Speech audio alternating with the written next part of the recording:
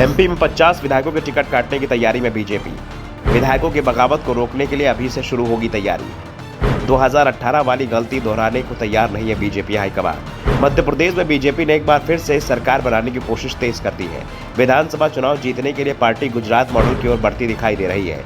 2018 गलतियों से सबक लेते हुए बीजेपी ने इस बार अपने रणनीति में व्यापक बदलाव किया है। 2018 का विधानसभा चुनाव पूरी तरह से शिवराज सिंह चौहान को केंद्र में रखकर लड़ा गया था, लेकिन इस बार पार्टी ने मुख्यमंत्री शिवराज सिंह चौहान के अलावा अन्य दिग्गज नेताओं को भी चुनाव प्रचार अभियान में आगे रखा है।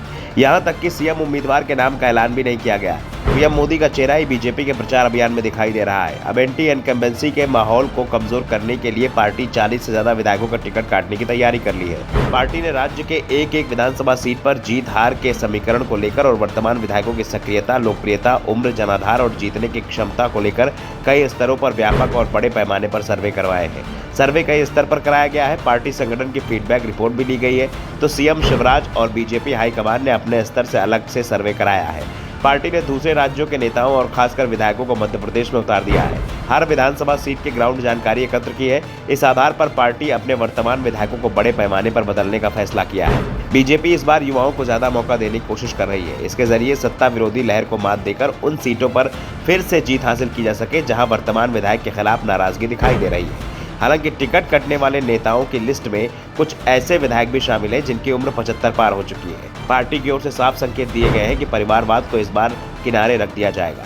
नेता पुत्र में अगर जीतने की क्षमता होगी तो उसे टिकट दिया जाएगा।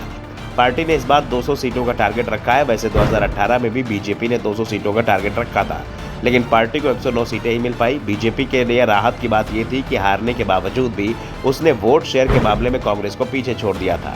कांग्रेस को विधानसभा चुनाव में 114 सीटों पर जीत मिली थी। 2018 में बीजेपी को मध्य प्रदेश में 41.02% मत प्राप्त हुए थे, जबकि कांग्रेस को बीजेपी से थोड़ा कम 40.89% वोट मिला था। बाद में ज्योतिरादित्य सिंधिया के खेमे के विधायकों के इस्तीफे कारण कमलनाथ की सरकार गिर गई और शिवराज सिंह चौहान फिर से राज्य के मुख्यमंत्री बने। बाद में सिंधिया के साथ आए विधायक इस्तीफा देकर उपचुनाव लड़े और उसमें से अधिकांश चुनाव जीत गए, जिसके चलते बीजेपी के विधायकों की इस समय संख्या 127 हो गई है और पार्टी इनमें से 40 से ज्यादा विधायकों के टिकट काटने का मन बना चुकी है। बीजेपी अभी तक 39 सीटों पर उम्मीदवारों के नामों का ऐलान कर चुकी है, लेकिन ये वो सीटें हैं जिन पर इस समय कांग्रेस का कब्जा है। पार्टी यहाँ कम से कम 2 चुनाव लगातार हार चुकी है। पार्टी से मिलने वाले संकेतों के बाद से ही विधायकों की चिंता बढ़ गई है। हर विधायक अपना रिपोर्ट कार्ड जानने की कोशिश कर रहा है। इस कोशिश में जुटा हुआ है कि पार्टी के सर्वे में उसकी स्थिति क्या है, टिकट मिलेगा या कट जाएगा। विधायकों के मन में कई सवाल उठ रहे हैं। वैसे दावा किया जा रहा है कि एक सप्ताह में बीजेपी की एक और लिस्ट आने वाली है।